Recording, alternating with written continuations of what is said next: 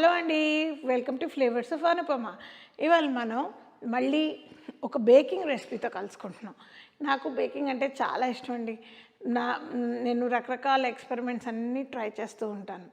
అలాంటి బేకింగ్లో ఒకటి చాలా ఈజీగా హెల్దీగా పిల్లలు చాలా ఇష్టంగా తినబోయేది వాల్నట్ అండ్ క్యారెట్ మఫిన్. అంటే ఇందులో క్యారెట్స్ ఒకటే ఉన్నాయి అనుకోకండి.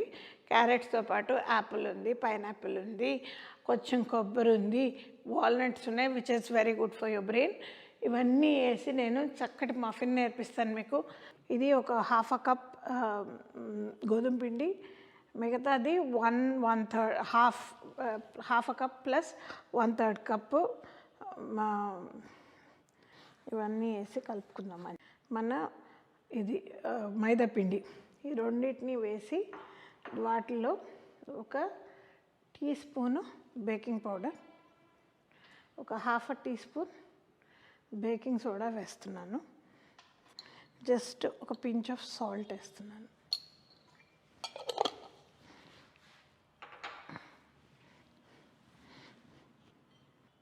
సో మనం ఇలా దీన్ని షిఫ్ట్ చేసుకుందాం. వీటిని మన డ్రై ఇంగ్రీడియంట్స్ అంటారు. సో ఇందులో నెక్స్ట్ ఏం కలుపుతాము అంటే, నెక్స్ట్ వెట్ ఇంగ్రీడియంట్స్ అన్నీ తీసుకుందాం. ఇది ½ కప్ ఆయిల్, దీంతో ఒక 2 గుడ్లు,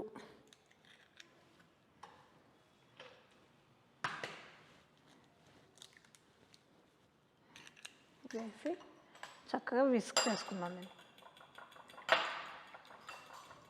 ఒక టీ స్పూన్ వెనీలా ఎసెన్స్ వేసుకుందాం. దీంట్లో ఎప్పుడైనా ఎగ్స్లో వెనీలా ఎసెన్స్ వేసుకుంటే ఎగ్ వాసన రాకుండా ఉంటుంది. ఎప్పుడు గుర్తుంచుకోండి, ఎగ్ ఎందులో వేస్తే వెనీలా ఎసెన్స్ అందులో వేయండి, మీకు మంచి రిజల్ట్ వస్తుంది దానివల్ల. ఇది పక్కన పెట్టుకుందాం వెట్ ఇంగ్రీడియంట్స్. మళ్ళీ డ్రై ఇంగ్రీడియంట్స్కి వద్దాం. దీంట్లో మనం నెక్స్ట్ ఏం వేస్తున్నాం అంటే, ఒక అబౌట్ 3/4 కప్ షుగర్, ఒక ½ కప్ బ్రౌన్ షుగర్, ఒక ½ టీ స్పూన్ సిన్నమన్ పౌడర్, ఇవన్నీ వేసి కలుపుకుందాం మంచిగా. దీంట్లో మనము ఒక కప్పు పైనాపిల్ ప్యూరే. ఇది నేను ఎందుకు వేస్తానంటే, ఒకటి దీంట్లో ఉన్న యాసిడ్ బేకింగ్ పౌడర్ వాటితో రియాక్ట్ అయ్యి మనకు మంచి రిజల్ట్ ఇస్తుంది, అందుకే వేసుకుంటాను. అయినా కొంచెం వాల్యూమ్ యాడ్ చేస్తుంది. దీంతోపాటు ఇప్పుడు మనం కలుపుకున్న వెట్ ఇంగ్రీడియంట్స్ ఉన్నాయి కదా, అవి పోసేసి కలుపుకుందాం. ఇది బిగినర్ రెసిపీ అండి. ఎవరైనా, ఆఖరికి ఒక 7-8 ఏళ్ళ పిల్లలైనా ఇది చాలా ఈజీగా చేసేయగలరు. సో ఇలాంటి రెసిపీస్ భయపడకుండా వీటితో మొదలెట్టండి బేకింగ్. చూడండి, అసలు ఏమీ మెషిన్స్ వాడట్లేదు నేను. సింపుల్గా స్పాచులా పెట్టి కలిపేస్తున్నాను. ఓన్లీ వెయిట్స్ మాత్రం కరెక్ట్గా చేసుకోండి, అంతే.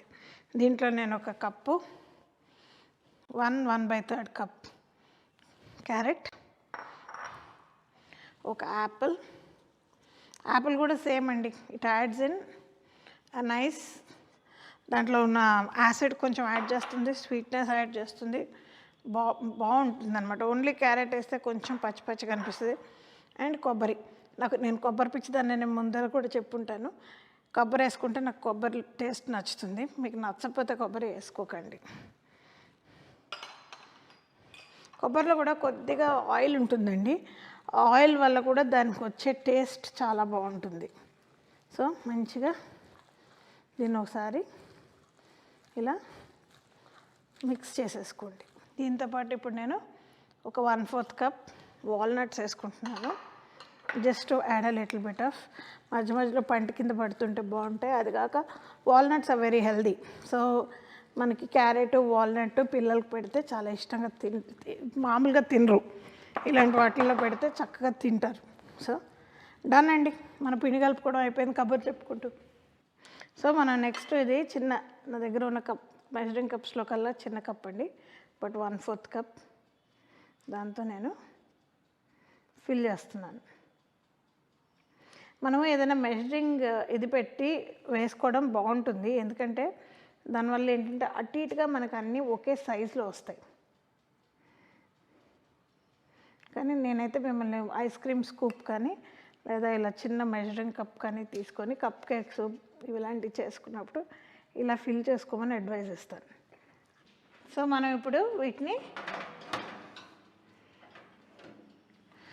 అవన్లో పెట్టేసుకుందామండి.